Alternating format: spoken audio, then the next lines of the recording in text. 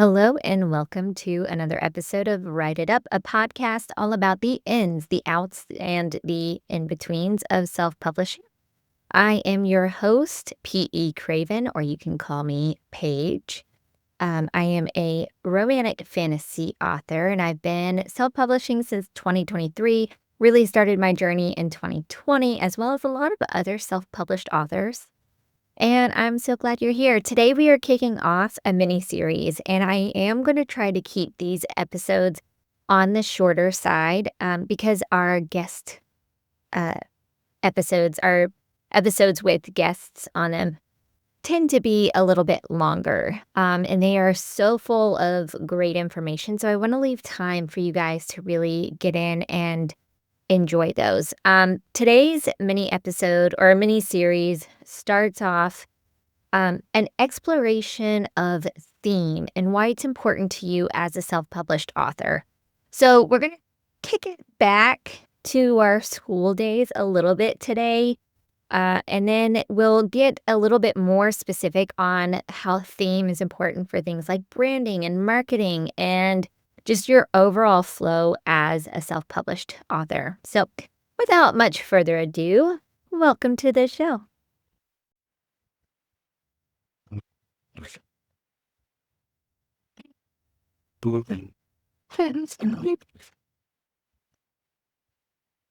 Okay, so theme. To give you a little bit of context, I was a high school English teacher, so this is right in my wheelhouse. It's something that I love to explore. I have the potential to be very long-winded, so I am actually going to be watching the clock to try and make sure I'm staying on task.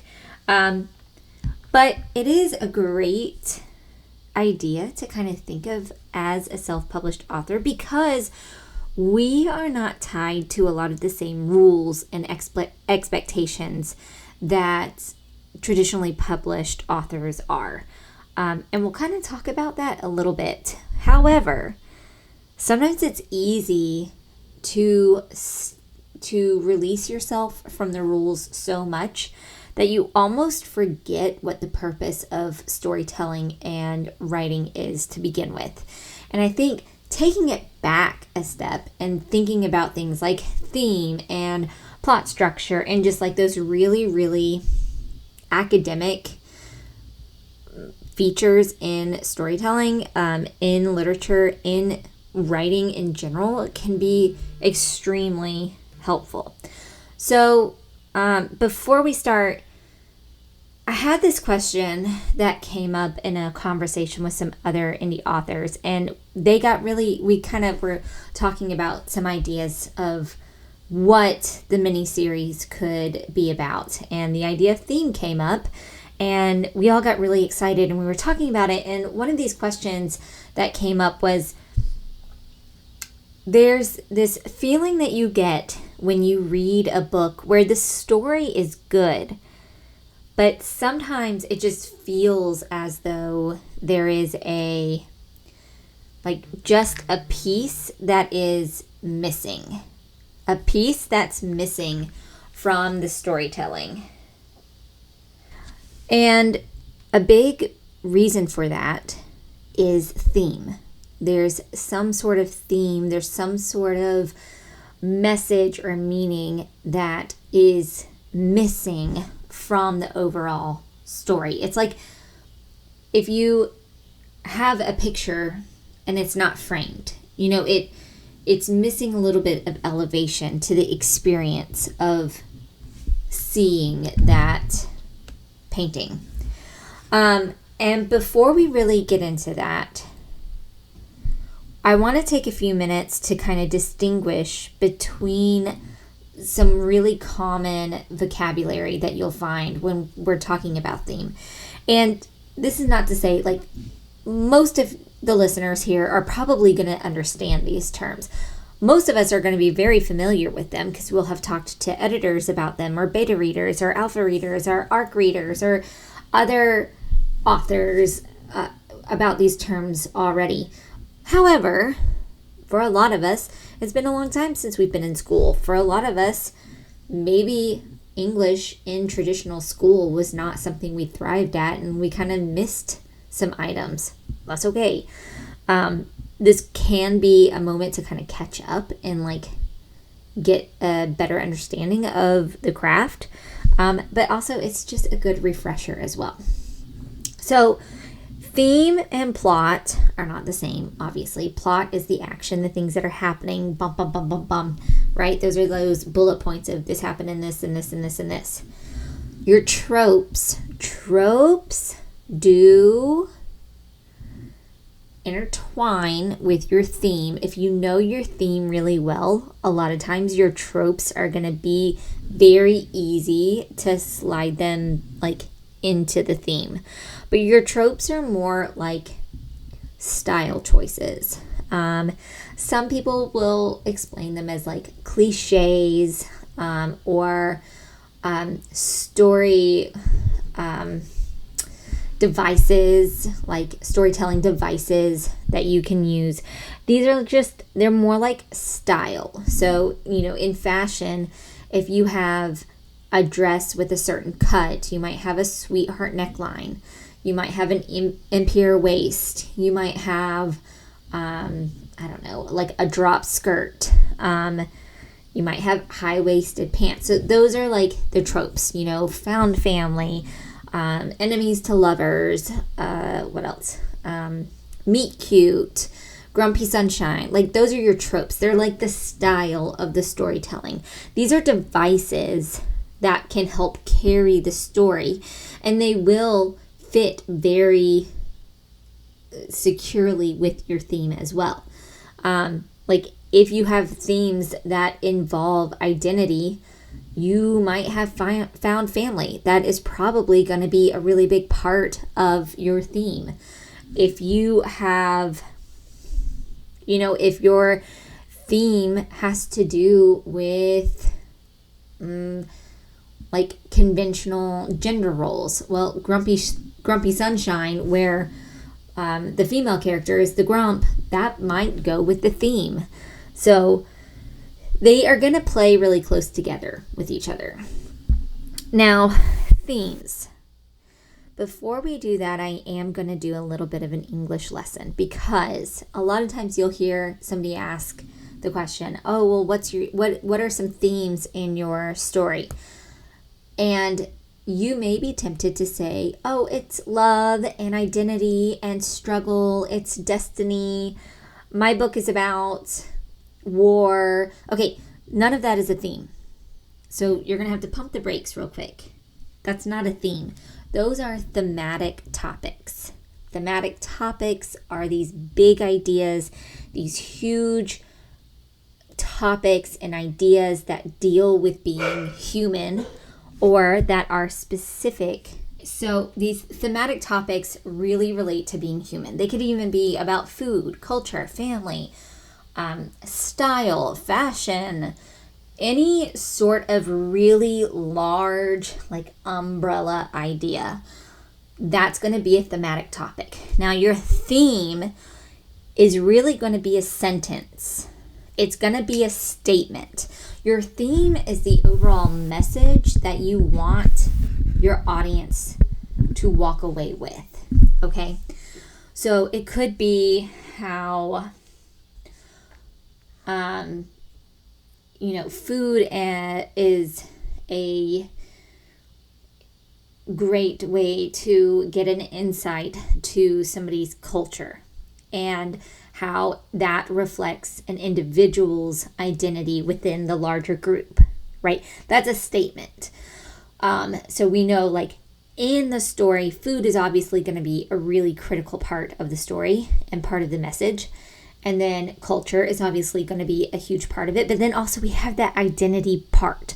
Normally, when I was teaching school, we would want the students to come up with 3 thematic topics in order to create their theme statements.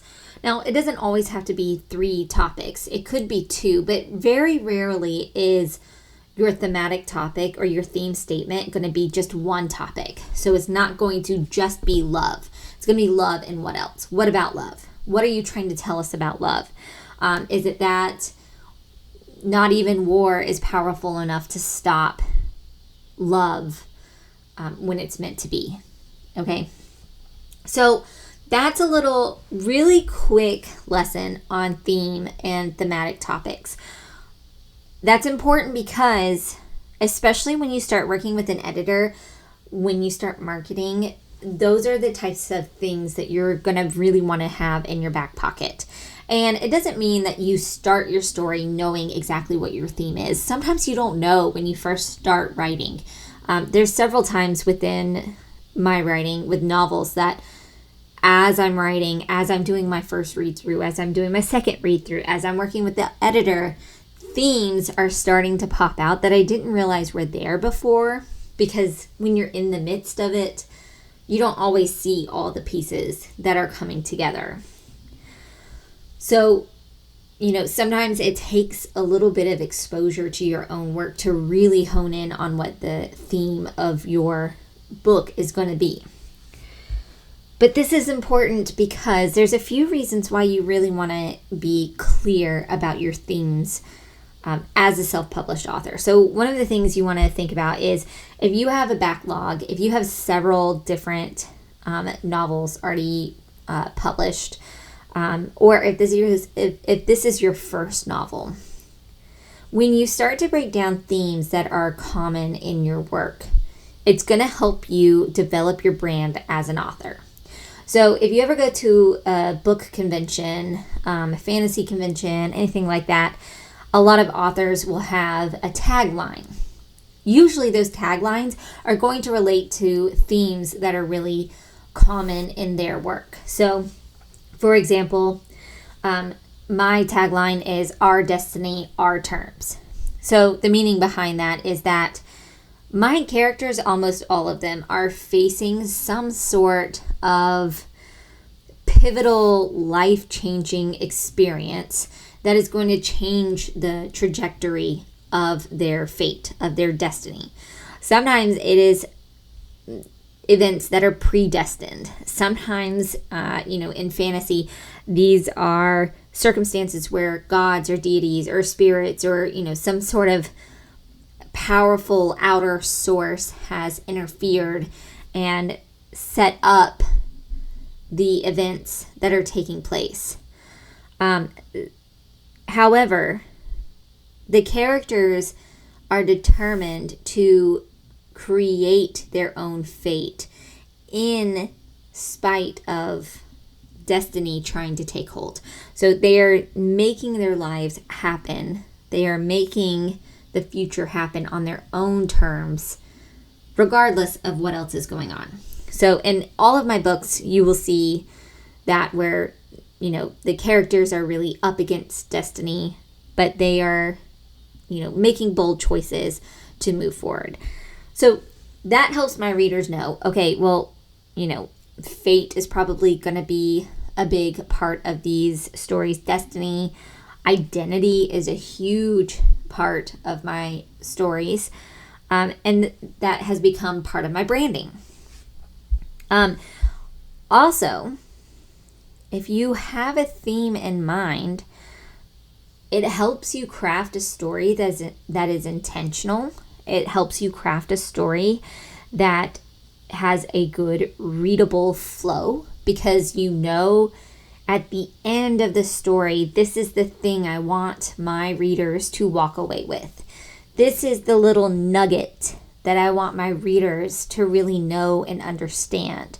This is the little, piece of me that I want my readers to carry with them. That's really what your theme is going to be. That's really what the messaging is going to be at the end of it. So speaking of messaging, if you know your theme, if you have a really strong thematic statement, it helps the messaging as you're trying to get your book out to the public.